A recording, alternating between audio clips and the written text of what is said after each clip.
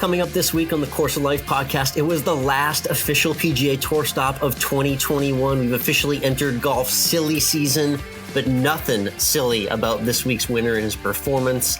And we preview the Brooks versus Brooksy, aka Bryson match, and a little Tiger update in case you were living under a rock. Plus, we're tuned into Thanksgiving TV, Thanksgiving content, and Dune as well. This week's guest is Pam Maldonado, talking all things sports betting, life in Austin, golf, and more. Plus, the Patriots are cooking, and we're talking about what we're cooking when we always end with food. All of it brought to you by our new friends, Michael, our new friends at Club Dr. Golf. I'm going to walk you through a scenario because I know you'll appreciate this one, Michael. Yeah, okay. You know those infomercials you watch at like 2 a.m. for those magic like saute pans that they say clean like in an unbelievably easy way? You know, they just do like one spray, one wipe, and it's just like presto. It's like nothing ever got cooked. You know what I'm talking about? The potentially too good to be true products. Yeah, that's exactly what I'd always thought until I found Club Dr. Golf the other day and used it at the range, because this really was the real deal for cleaning my golf clubs. There's a spray and there's a polish that are amazing, squeaky clean solutions. They clip right on your golf bag and make it easy to clean your clubs on the course. The polishing solution restores that original shine. It's just an amazingly quickly way to get the clean clubs that you need. Clean clubs improve your club performance, ball spin, speed, control, and give you just a little bit of a better attitude toward each shot. So bring your clubs back to life and restore your club's original shine with Club Doctor, either the cleaning solution or the polish. Both quick, portable solutions you need on the course. Also available at clubdrgolf.com. Check them out and use promo code COL for 15% off any purchase.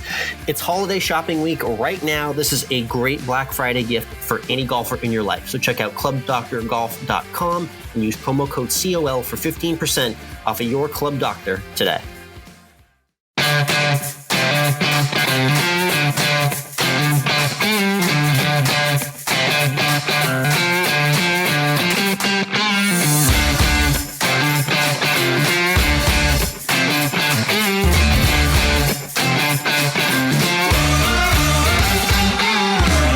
Interwebs, and welcome to Course of Life, part of the Morning Read podcast network. We are proud to be presented by our friends at Desert Fox Golf, Toasty Stacks, and Club Dr. Golf. I'm Michael, he's Alex. And Alex, a lot happened on Sunday in the world of golf. But let's start with what probably made everyone lose their shit, and that was Tiger Woods posting a, let's be honest, rather calm and ginger looking swing video, just showing and using the same tagline he used a few years ago, that he's working on his recovery and is hoping to be back soon. Is he, I don't think he's anywhere near form to go out and play 18 holes looking at that swing. But is he going to win the Masters in April? Yeah, exactly. Let's overreact and go absolutely nutty after watching this content drop on Sunday morning. I don't know if a 3-second video has rocked me to my core more in my entire life as this one did. Like I said, I used the Club Dr. Golf at the range, Mike. I was literally walking into my favorite course, which you know very well, where I got married, to hit balls like I do on Sunday morning, and the video appeared on my feed. I was like, I had to show it to the employees at the course. I was so excited. I was like, dude, Tiger just posted this. Did you see that? Everyone was loving it. It was a great moment on Sunday as I was heading to the range. That was all the motivation I needed to practice that day. Tiger Woods hitting, a ginger pitching wedge, I would say. Maybe a little gap wedge, maybe a little 3/4 9-iron or something. But that doesn't matter. The bottom line is this guy just like skipped a few steps. I thought maybe we were going to get the hey, I'm putting video and then like the hey, I'm chipping video. He just went right back out to the range, and like, yes, obviously the when is Tiger coming back talk is now going to hit a ferocious pace at this point. Yeah, and even Phil Mickelson responded about him, how he was chilling in Montana and saw this video drop and is now, tells Tiger to bring it, because obviously Tiger wants to become the oldest man to win a major after Phil did it, that was this year, surprisingly. I did appreciate that Phil's sister fact-checked Phil, and told him, there's still a few more years until Tiger's as old as you are. Yes, that's right. God, don't throw him over 50 just yet, Phil. Jeez, be a little kinder. I think Tiger's got a few more to go before that. But yeah, the video obviously had everyone clamoring, is 2022 the year he's back? And you remember, if you just bring the timeline back a few months, Mike, we were very skeptical that we were going to see anything from him in the next 6 to 12 months. The way he was walking, still needed crutches. And then all of a sudden, in the last several weeks, we saw video of him without the crutches, walking at his kid's tournament, at a LA hotel, walking without weight on a specific leg. And then boom, here's the range video. So yes, obviously the question is like, what's next? What's the next video? Do we get the blue paragraph update on his Twitter, around the holiday time for some sort of timeline? Who knows? But just as a human being and a golf fan, just nice to see that drop on Sunday and see him back swinging a club again. It was indeed. We'll keep an eye on it and see what happens. I'm going to bring us all back down to earth and say he's not playing in 2022. Not going to happen. I'm sorry. The collective internet just yelled at you right now. I know. What are you doing, Mike? I'm a realist. Grinch? What can I say? Let's talk about the real PGA Tour golf that happened this weekend, just south of me in Seattle, Georgia, for the RSM Classic, the final tour stop of the 2021 calendar year. And the guys went pretty low. And, yes. Talor Gooch made his way to a victory by bookending his weekend with 64s. So pretty good. Yeah, that's how you win on the PGA Tour, is you start low and you finish low. And he's been absolutely grinding for the last few years. This is a guy that was fighting through like the Q School circuit in like 2016, 17, made his way through. He's a regular on tour now. Obviously, his name kind of sticks out. It's just easy to get the Gooch yell going on the golf course. You pair Gooch and Cooch together, and then you have quite a fan scenario going on there. But Talor Gooch getting it done with the debut victory. He was very solid down the stretch, ended with a really gutsy finish on 18. When the putter's rolling and you're shooting low scores, who says you can't go low and win on the PGA Tour? And he got it done for his first title. That's right. Other names of note, of course, is Sebastian Munoz. So we've been riding that bandwagon for a long time. He started the week with a 60, but just couldn't close it out as the week continued, which seems to be typical. You go down to that 60, that 61, 60, 59 numbers even, you don't usually win a tournament because you can't follow it up. It is. It's very hard to do that. I've been coming closer and closer on our picks, which are at Twitter. I'm at Course of Life 1. You're at MWRINC. I had a couple of Canadians that played well this past week, came up just short with Mackenzie Hughes. He made a valiant effort at the end, but ended up finishing in second place. So unfortunately, we did hit a little bit of a cold streak in the fall with our PGA Tour picks. There's a couple more random events that I'll throw some picks for on Twitter in the coming weeks. But we'll circle back and we'll officially see in Hawaii for more golf picks in January. That's right. Let's talk about the LPGA Tour because we have to talk about Jin Young Ko, who hit 63 straight greens in regulation finish the week. Say that again. 63 straight greens in regulation. What? Just incredible. 23 under par. Final round 63. Won the CME Group Tour Championship. Just incredible. If you're a numbers guy, you like that too. The final round 63 with the 63 greens in a row. I mean, I just got to say that stat one more time. Think about this: a green in regulation, getting on a par 4 and 2, getting on a par 5 and 3, or putting it on the green with your first shot on a par 3. She did that 63 times in a row, Mike. I know when you and I go out there and we have a hole where we hit a green in regulation, we turn to each other because that is a notable moment in our round. And that is a highlight that needs to be marked down on the scorecard. And it's to be applauded. Jin Young Ko did it 63 times in a row. I'll say this, crazy.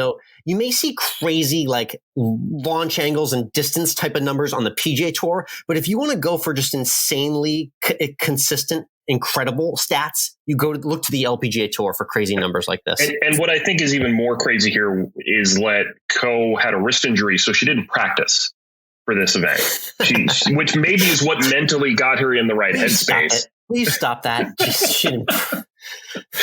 So great. Ko won. She's not even getting balls either. That's great. I know. So she won $1.5 million. She was the Rolex Player of the Year, first Korean player to achieve this feat twice. her 12th career victory, 5th of the season. I mean, just incredible performance by her. Dominant. Yeah. Let me highlight one other dominant performance too. Unlikely scenario that Collin Morikawa plays in just a handful of European Tour events, it feels like, and he ends up winning the race to Dubai. But lo and behold, that happened. He had a really impressive win in Dubai. Impressive third title for him. But the thing that really came from Dubai, which we need to talk about, there was a photo that emerged of a visibly distressed Rory McIlroy. He had a meltdown where he hit the stick. It went off the stick into the bunker. A series of bogeys had him blow the tournament. And he ripped his shirt to literal shreds, Mike. Have you ever approached any sort of anger like this on the golf course? I don't think I ever have. I know I personally never have. I don't think I've ever witnessed it either. It was scary. It was a scary photo. I'll say that. It's like, it was just a still shot and he was on his phone. So I think he'd cooled down. But boy, I need video of that. Like I need air to breathe of him going absolutely ballistic. I joked on Twitter that I thought he was just a happy dad that's got full perspective on life now. But no, this game can still tear you to shreds, literally, even if you're Rory McIlroy. It's just, he's passionate about the game and it showed. And now you can buy yourself a Nike ripped swoosh t-shirt. Yeah, definitely. I'm sure that's going to be on sale, right? Just in time for Black Friday. You can get the Rory rip going. Nice. I'm sure it's already up. A couple quick guest updates I wanted to throw to people, golf related, previous interviews that we've had. Mike, I don't know if you've seen this, but our buddy Cyrus Jansen, I need to shout him out. He's officially starting a YouTube video series and he's doing the full Bryson transformation. So he's hired a personal trainer. He's in the gym. He's doing the full Bryson diet and he's leaning in to see exactly what he can get out of his golf game. So I wanted to shout that out because I'm going to be interested to see his progress here in the next few months. I think it's going to be really incredible to see what happens, but I have to voice what Rory said this year, which is that maybe going for speed and distance isn't always the best. Yeah, so we're going to see how Cyrus Jansen weighs that. Check out his YouTube for sure. And then I want to shout out Danielle Garcia, who we had on recently from Wink News in Florida. She did one of those classic early morning news report stories. When the news reporter goes out to the brand new business and they make them like do something embarrassing on camera. Yep. So they had Danielle early in the morning swinging on camera at Topgolf. Fortunately, she made contact when she needed to. Not with every single ball. We'll ignore that part of the story. But it was cool to see her getting some swings in at the new Topgolf in Fort Myers, Florida. So a couple of guest updates for you there. Again, check our interview archives and our past episodes if you haven't listened to what's been done already. We've got years of amazing interviews with guests from all over the world of golf and sports. So be sure to check us out. All right, let's turn our attention to the next tournament coming up. Just because the PGA Tour season is taking a break through the holidays doesn't mean professional golf is taking a break. And like you said, Alex, in the very beginning, things get a little loopy at this point in the season. And that's what's going to happen. We're running at 12 holes because for some reason we can't do 18 of the match without Phil Mickelson. This one will have Brooks versus Bryson. I'm going to be completely and utterly honest here. I don't care. You know what? This is an interesting scenario because if you go back 4, 5, 6 months, Brooks versus Brooksy, aka Brooks versus Bryson, was all the rage. Admittedly, it was a storyline that captivated us, golf fans. We loved the beef. There was a moment when it was super witty and it was very well played out. But then we got smart. We started to figure out this just doesn't feel right. Something doesn't feel very genuine about what all is going on here. We saw them be buddy-buddy at the Ryder Cup, and lo and behold, they'd planned this match, months in advance to be airing on TNT. Will I tune in? I'll tune in spots. But yeah, it's 12 holes. I don't know what they could only pay them 2/3 of what they wanted for the match. Is that why we settled on 12 holes? I mean, that's the biggest mystery of this whole weekend is that are they only able to deal with themselves over 12 holes? And, are they going to be talking to each other during these 12 holes? What kind of smack talk are we going to get here? It's going to be on the Vegas Strip, which will be nice. Wynn Golf Club. Yeah. I guess it's maybe a 3-hour TV window or something like that. They're going for 12 holes on Friday afternoon. I'll be probably on the course for most of it, to be honest. But I will add one more thing to this match, which is what I've said before about this beef, which is hashtag manufactured. Yeah, it is. I'll just be a bit of a contrarian, and I'll just bet against Bryson's bombs. He's been really hot on the street recently. But I'll just say that Brooks comes through with a random hot day, and he gets them in a match play format. We'll see what happens. It's 12 holes. I'll throw a pickup this week on Twitter at Course of Life 1 for the match Friday on TNT. Let's switch over to Tuned In, where we share what we're tuning into outside of the world of sports. It's a awfully big week this week. There's Thanksgiving. There's Black Friday. There's my birthday coming up there too. Oh yeah. Happy birthday week as well. Yeah. We didn't forget that. There's a lot happening this week. But before we get into that week, I watched Dune this weekend. So. Oh, nice. What's the 30-second review for the fans out there? For 2 hours and 35 minutes, you get to watch expansive shots. Denis Villeneuve, I always mispronounce his name, makes you feel very small, and you get half of the story of Dune that ends rather abruptly. However, it's very, very good. Very, very good. Great shots. Okay, that's you, the camera guy. Always looking out for that. I would be left on the edge with that cliffhanger, though, for sure. Okay. Dune, worth checking out indeed. The football plans on Thanksgiving Day, they're synonymous on Thursday. Basically, I've kind of laid out my agenda for how Thursday is going to go down. You'll see all sorts of food content on Instagram at AlwaysEndWithFood pod from us. But basically, the TV plans are it's going to be the turkey stock during the Macy's Thanksgiving Day Parade, which I'm glad is back in full force. It's good to see. And then I'm going to go maybe appetizers game 1 for the Lions. And then we'll do dinner during the second, the Cowboys. And then however much dessert we can throw down before it's officially Black Friday shopping time. That's the rough agenda for Thursday. I'll get a little bit more into the menu a little bit later on in this episode as well. We'll each share what's going down on our tables when we end with food as always. But first, let's get into this week's guest. Alex, yes. We love featuring women in sports media. They're shaking up the industry. And you're very big into the sports betting scene. It's probably one of our hallmarks, of course, is how we bet every week and rarely win. But when we do, we're loud about it. We got to be sure to be loud about it. So we are. And so you got to chat with Pam Maldonado. Yes. Who's likely hitting far more bets than you're listening for out there.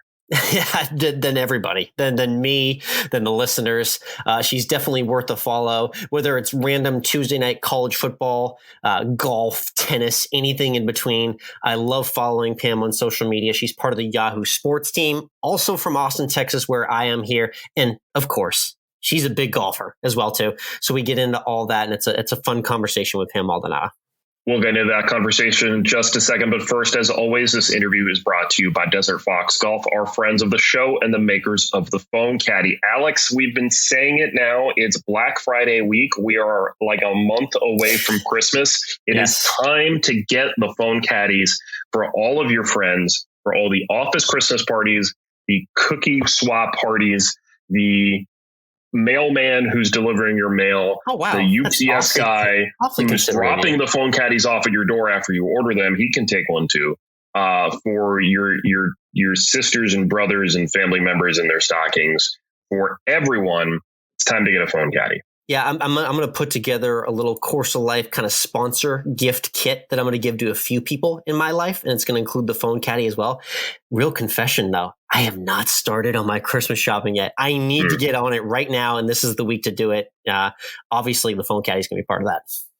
And the even more reason to get onto it right now is Hanukkah starts on Sunday night, so little extra incentive for everyone out there as well. And we can save you 10% because who wants to pay full price for anything? Save 10% off your phone caddy for everyone in your life and the people you don't know in your life. Use the promo code Course of Life at desertfoxgolf.com. 10% off any of their colors of their phone caddy, even their patriotic line. Again, that's promo code Course of Life at desertfoxgolf.com. You'll save 10% off all the holiday gifts you need, and all you need is the Desert Fox phone caddy. So one more time, that's the promo code Course of Life to save 10% at desertfoxgolf.com.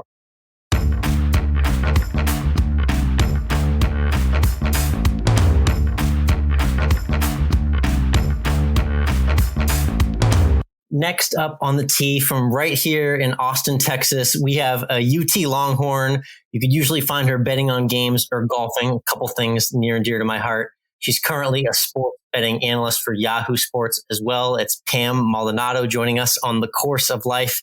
How are you doing tonight, Pam?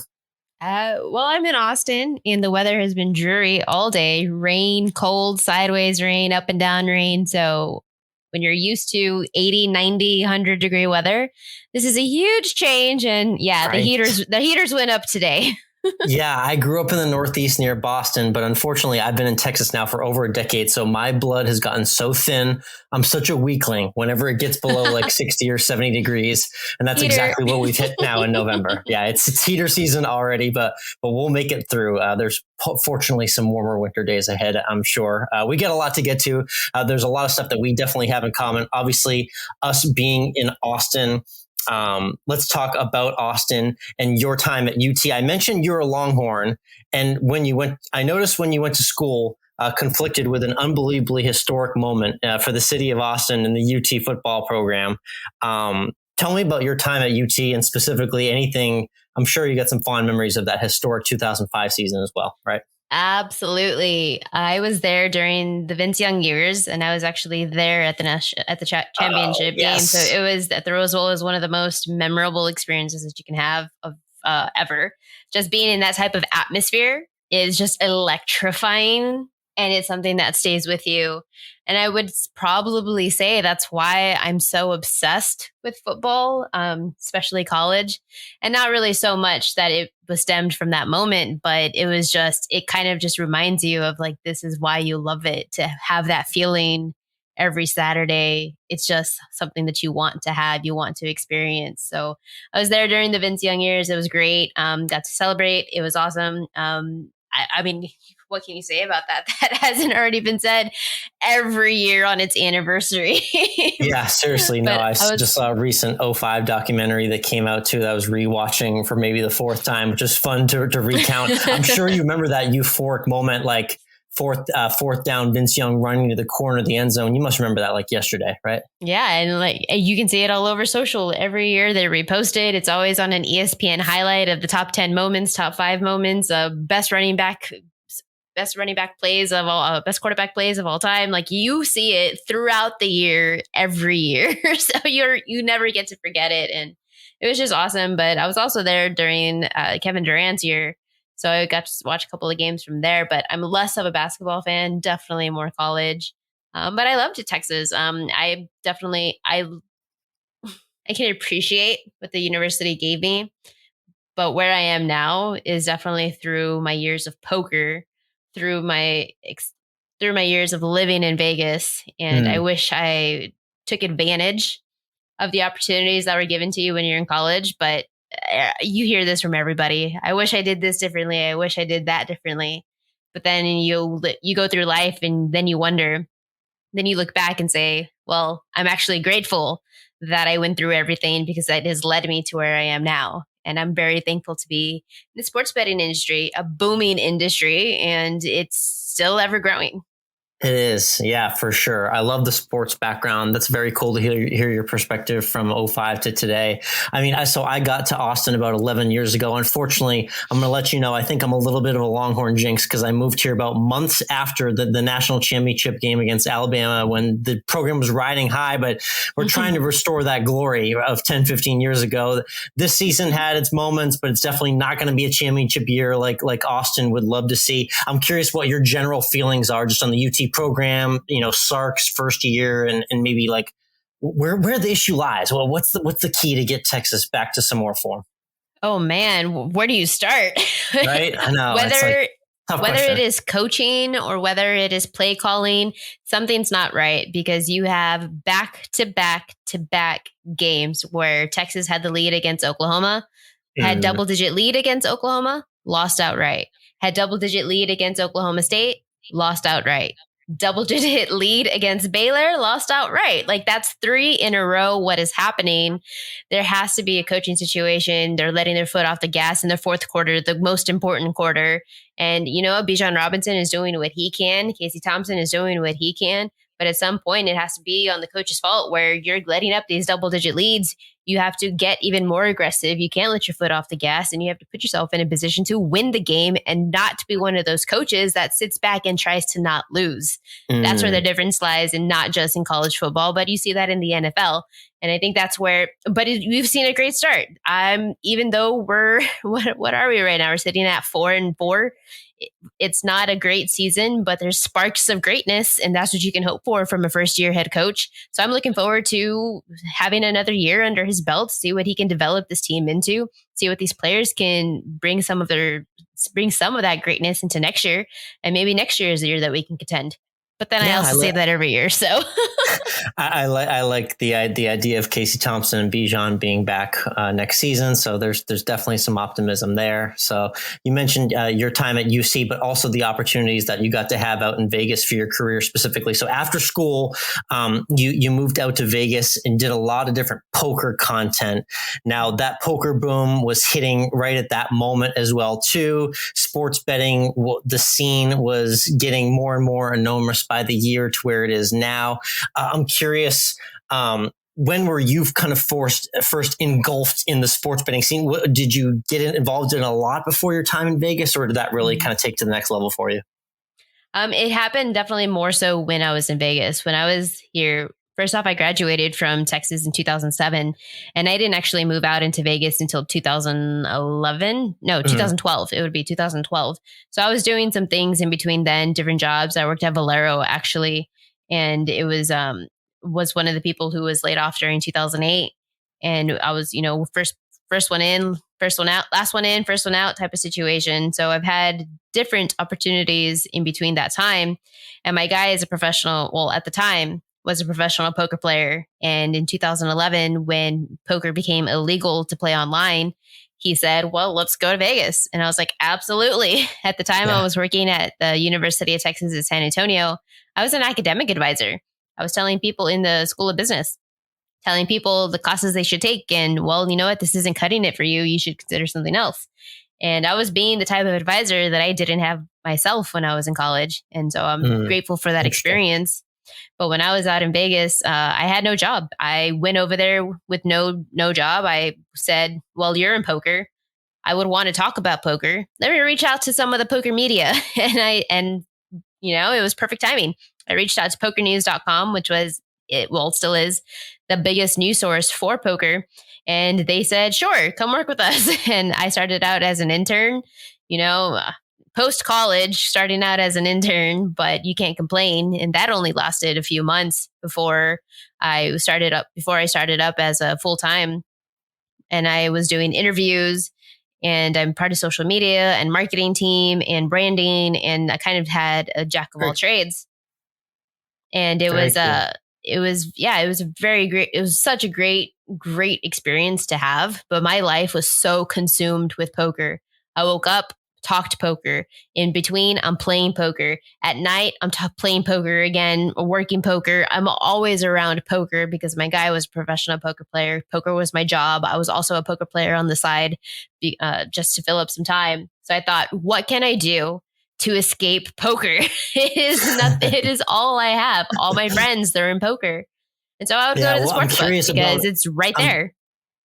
It is pretty close. Yeah, obviously Vegas relative too. I'm curious about the World Series of Poker for people who don't know much about Hold'em or poker in general, who don't even know the difference between the turn and the river, but they just know they see a lot of guys sitting around with cards for a long time. The World Series of Poker was it still $10,000 entry fee, and there's now thousands and thousands of players that are in the event. Explain like the grind of a wide scale worldwide poker event like that, and actually what it takes to get from the start to the finish. Well, the tournament that people are going to be most familiar with is the World Series of Poker. However, what you may be unaware of is that it's not just one poker tournament. You see the main event that's played on ESPN. Right. Well, there's actually 100 events played through the course of 3 months, and they keep adding tournaments every year. So it gets longer and longer. When I first started there, 2012, there was probably only about 35, 40 events. And now in 2021, there's 80, 90. So they've near doubled, if not doubled, the amount of tournaments that are played. So you have the main event and then all of these other tournaments on the side. So the main event itself is $10,000 buy-in, but you have an $800 buy-in, a $1,000 buy-in, a $50,000 buy-in. Those are definitely for the professionals. It is a grind. It's definitely one of the most rewarding experiences, though, having gone through it from the media perspective, because I got to speak firsthand with the players who devote their lives to crafting their skill of this game. It's not gambling, just like sports betting. It's not gambling when you go in with a prepared mind. So you have a coach, you have algorithms that help you decide how to play each hand if you were to get this, or to play certain spots, or to play certain players. So to be able to talk to players about that type of experience from a media perspective, it was very rewarding. And then you kind of grow a relationship with these players to see them succeed from, oh, they started in $1,000 buy-in events and now they're playing $50,000 events because they've improved on their skill set. That was also really rewarding to see from the media perspective, but it is a grind from the player side, from the media side, because you're talking about 12, 15-hour days of using your brain. Your brain is a muscle and it does wear out. So you have to go in with a healthy diet. You have to go in, as limber and as you can be, because you're sitting down for 12 hours a day. So you're stretching on the side, and it's for anyone who's never played a poker tournament, just try one. A little $20 buy-in at your local poker room, $50 buy-in, $100 buy-in. It's tough. It's very taxing on the body. It's taxing on the mind. And poker players don't get the credit that they deserve for enduring that type of mental mindset. Yeah, it's a marathon for sure. Absolutely. Yeah, it is. That was really cool perspective on the event and what it takes to get from the beginning to the end. So like you mentioned, the poker content rolled into all the sports betting content that you've gotten into for years and years since to where we are now. I'm curious, you got yourself back to Texas now and you're doing lots of content now for Yahoo Sports. At what point have you had golf in your life? Is this something you've done when you were younger, or did it just come into your life in more recent years? I have. I've been playing golf since I was 7 years old. My parents, instead of sending me to a daycare center, they would send me to the local golf course and said, nice. I would rather you go and learn something new instead of just go sit down and watch TV all day or whatever it is that they do at daycare centers. I'm unfamiliar. So not saying that they do that. I have no idea what they do. That's what my parents wanted for me, was just to give me a new skill set. And so my mother, she worked for the district attorney in my hometown, and his son, he was older than me, but his son had already been playing golf for a couple of years. So she told him, I'm going to be sending my daughter to the summer camp. And he's like, wonderful, I can give her a golf set. And it was a hand-me-down. It was his son's first set. He had already got him a second set, and it was the clubs that, so they were male clubs, and I was using it as, a young 7-8-year-old girl. And it was just something that you don't appreciate when you're that young. But once you start playing it and you start learning it, and now I have a coach. Oh, I can see the ball go straight. Oh, I just made a birdie. Like, it's just like anything else. Once you start seeing the improvements, you start to fall in love with the game a little bit more. You get a little bit older. Now the appreciation is starting to come. You're putting in the effort. You're now practicing. You're now devoting your time into developing your skills, like anything else, whether it's poker, whether it's golf, whether it's sports betting. We all start from somewhere, and you have the ability to elevate where you're at with it. And that's what I did. It became an obsession. And kind of with poker, how I was eating, breathing, sleeping poker, that's kind of what I was doing with golf. I would go during like my lunch. I was on a campus in high school where we could drive off campus to go to lunch. I would go during my lunch break and go to the driving range. I ended up getting a summer job or after school job at the golf course. And I was that person that's in the cart that people are trying to hit, picking up balls. Of course, yes. And before I moved everyone's into everyone's favorite target, before I moved into the clubhouse. And then I had a coach, and I would be with him every week. And then all of a sudden, like, hey, I really, really love this game. I appreciate this game. And it's something that's going to be with me for life. I'm fortunate to know that I'm also a bodybuilder. So I'm making sure that whatever I'm doing in my off time with bodybuilding doesn't manipulate what I can't do with golf, because that's my first love. Let's so talk I want to make sure. Let's talk about fitness and golf. Like you mentioned, I see that you mentioned you enter lots of different fitness competitions.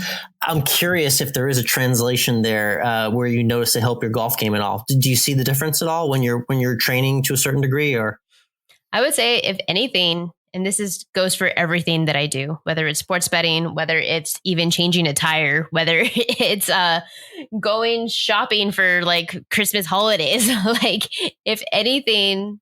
If I'm successful at anything, I 100% devote it, credit poker into making me that success. If you want to have a strong mental mindset, if you want to have the backbone to go through anything, go sit down at a poker table and know what it's like to lose $1,000 in a split second. You will mentally just break down for days at first, like, holy heck, I just lost X amount of dollars. How do I get that back? Prior to playing poker, I was so nervous playing golf. I would say one of the reasons why I perhaps didn't excel at golf the way I do now, it's not perhaps, I know for a fact this is what it is. I lacked the confidence. I would be one of those people who tees off on the first drive. Everyone's watching. I clam up. All of a sudden, I shank it. And then as soon as the crowd disappears, I'm right back at it. I'm birding. I'm hitting dead straight, dead long. And it was because I didn't know how to handle the pressure of playing in front of a crowd. When I got into poker, all of a sudden you have 8 other people on the table watching every move that you make, because now you have thousands of dollars in front of you. You know what it's like to lose it. You know what it's like to win it. And so having the mental capacity to be able to handle both sides of it made me mentally stronger, and it made me capable. It made me confident in knowing that I can handle whatever swing comes my way, whether it's positive or negative. After playing poker, I get on the golf course. Now I invite people to watch me.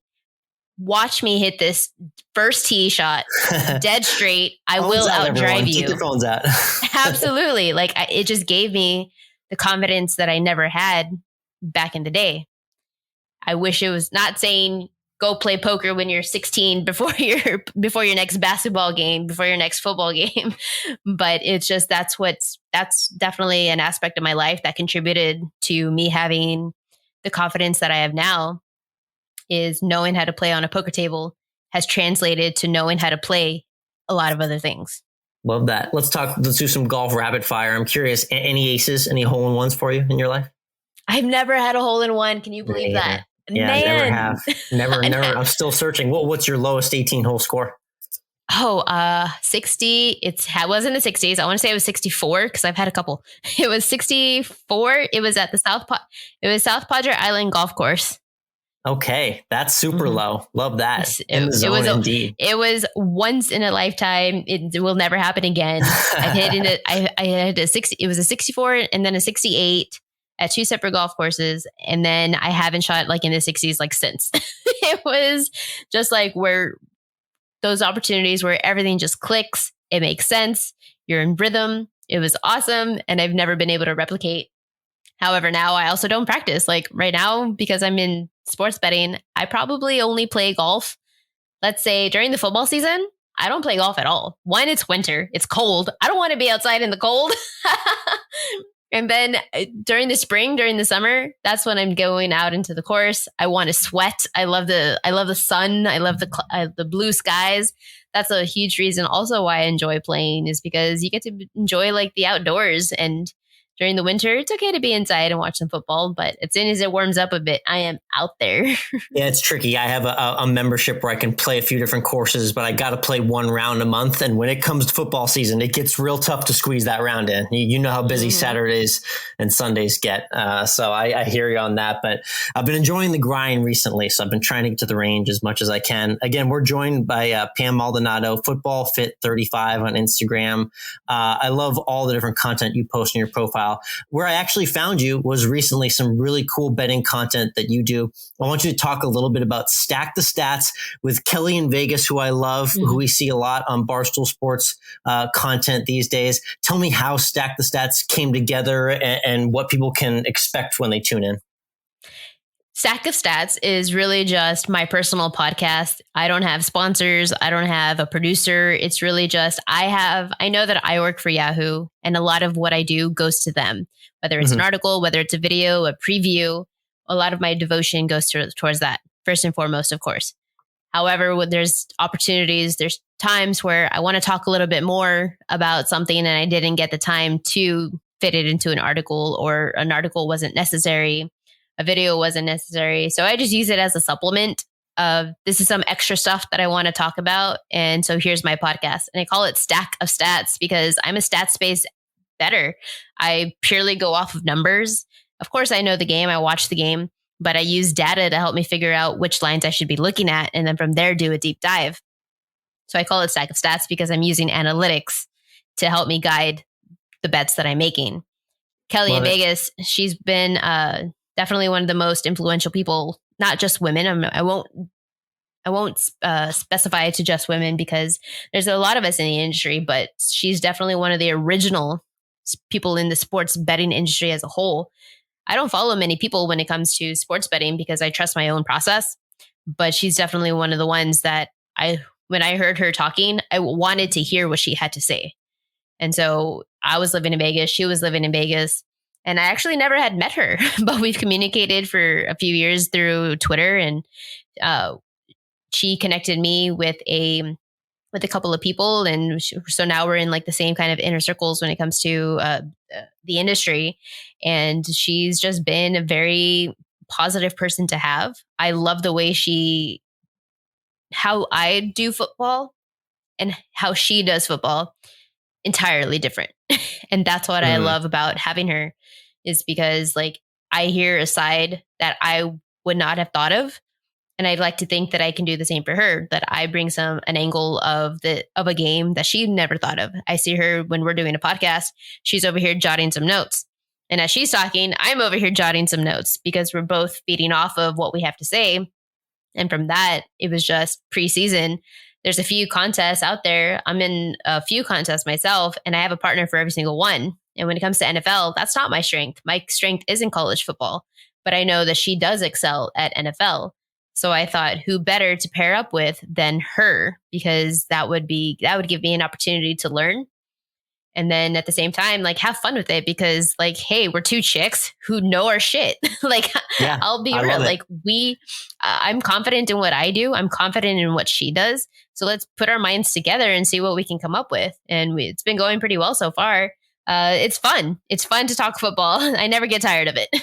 Yeah, that's a great pairing with the two of you doing content together. And it's a good yin and yang. You're right. So I appreciate the way you balance each other's opinions and analytics and all that. Let's get into some quick rapid fire either ors of betting on sports.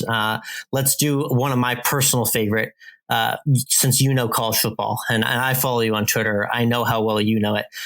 Either or, rather bet the Maction or the Fun Belt? Maction. Give me the Mac all day. I love the Mac. It's one of the, when I started getting into betting, I actually went straight towards the Mac because you want to look, if you're trying to make money, you want to look at the conferences that nobody is paying attention to. And the Mac back in the day definitely was one of them. Yes, now it's become popular. Now people think it's like a trend. It's the cool hip thing to do. I was one of the few, if not the only one, who was talking about it, tweeting about it. I recognize the players. There's a lot of great players who come out of the Mac that nobody gives credit to. And it's just, man, it's fun. I love the Mac. Love it. Awesome. Next, either or, really not either or, just a number. Tell me what your least favorite line number to bet is on a point spread. I personally can't stand -7.5. It just bugs me to no end, but I'm curious if there's just a weird random number spread that you tend to stay away from. 3 in college football, 3 in NFL. To me, it's the book saying we don't know. And so I don't know either. That's a good one. I like that. Let's talk betting golf for a quick second. On my Twitter, the one thing I will tout is I'm pretty good at picking outright winners on the PGA Tour. Myself and my co-host have gotten about 5 or 6 in 2021 so far. Nice. We love picking them on Wednesday. Do you like putting golf bets in earlier in the week? Do you like doing later in the week? Head-to-head matchups? What's your preference? I love head-to-head, and it doesn't matter what day as long as it's before the tournament. Yeah, that's right. Amen to that. And then I noticed you love tennis as well. Big Joker fan. I'm curious, for someone who hasn't bet much tennis, well, what's your favorite way to bet tennis? Do you like just kind of betting outright like you do in golf, or do you pick matches or sets, or how does it work for you? Well, a few years ago, you could bet Novak Djokovic or Rafael Nadal to win every tournament, and you would hit. It was a guarantee that Novak Djokovic was taking every single tournament down. But now that he's been world number one for a while, he's no longer trying to hold on to that title. And since the whole COVID situation, it's really changed the dynamics. It's really changed the outlook it's really changed just tennis as a whole. No sport has been more dramatically affected by the COVID pandemic than tennis has. And people I think they're quick to assume that, oh, tennis is back. It's just like everything else. There's no other sport that travels as much as tennis. ATP circuit, the WTA circuit, they go around the world every single week. No other sport can say that. And because of it, it's really changed the betting landscape. And so it's really making betting outrights difficult. So I've always done just individual matches, but now more so, I definitely focus on matches rather than outrights for the futures market. Love it. Cool. Good answers from Pam Maldonado there. Let's finish with a couple of food related questions. We always end every episode with food, but I got to end this episode with food because I know you love the food content as well too. And I need to segue to the pancake bets. Okay. Explain to everyone not only how much you love pancakes, but what the pancake bets are and how those got going. I love pancakes. Yes, it's true. I do. I love me a stack. I eat pancakes every single night. And I am not exaggerating. I'm not exaggerating that. I would say for about 2 years, there's 2 things, part of my diet, that I have not changed in 2 years. And that is rice cakes and a protein shake mid-morning and pancakes every single night. I've done this every single day since I started bodybuilding, and that was back in 2019. But it's not buttermilk pancakes drenched in butter, drenched in maple syrup. Those are the good pancakes. These are good too. But there's a company out there called Pancakes. Geez, I will forever hate myself for not thinking of it. But, the sponsorship is just sitting right there. I know. How is it? Exactly. I know. I'm going to send them a message just on your behalf, just so I can make a connection at least. But there's a woman, she's a bodybuilder herself, and her name is Pamela, go figure. She created these protein pancakes and says, we're bodybuilders, but it doesn't mean that we have to eat broccoli and chicken. So she created this recipe to create pancakes, and it's different varieties. She has double chocolate. There's pumpkin spice, of course. There's confetti. And so she created this brand, Pancakes, made by bodybuilders for bodybuilders. So that way we can eat when we're dieting down for competitions. We're still able to eat some of the foods that we enjoy and love. And so she's done a great job marketing the brand. It's a fantastic product. I can't recommend it enough. And it's high in protein, low in carbs, and lower in fat. So you're able to still eat on a lower calories, enjoy the food. It's fantastic. And I call things pancake bets because while everybody is making pizza bets, that just means, I'm risking a small amount of money to kind of win a long shot. Right. That's my pancake bet.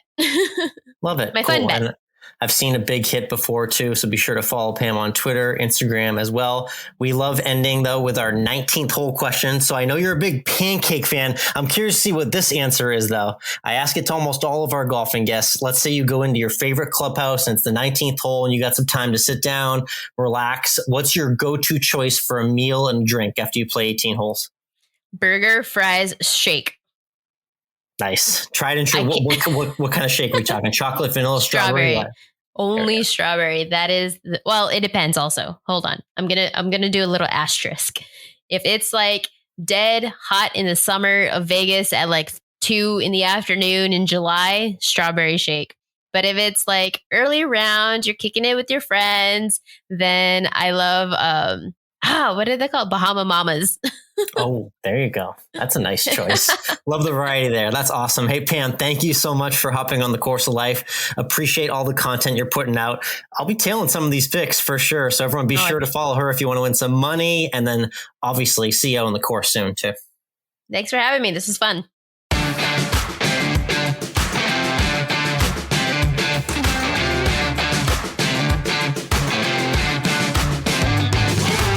And we're back. Great chat there with Pam. Pancake bets. Yes, I love that. That's catchy.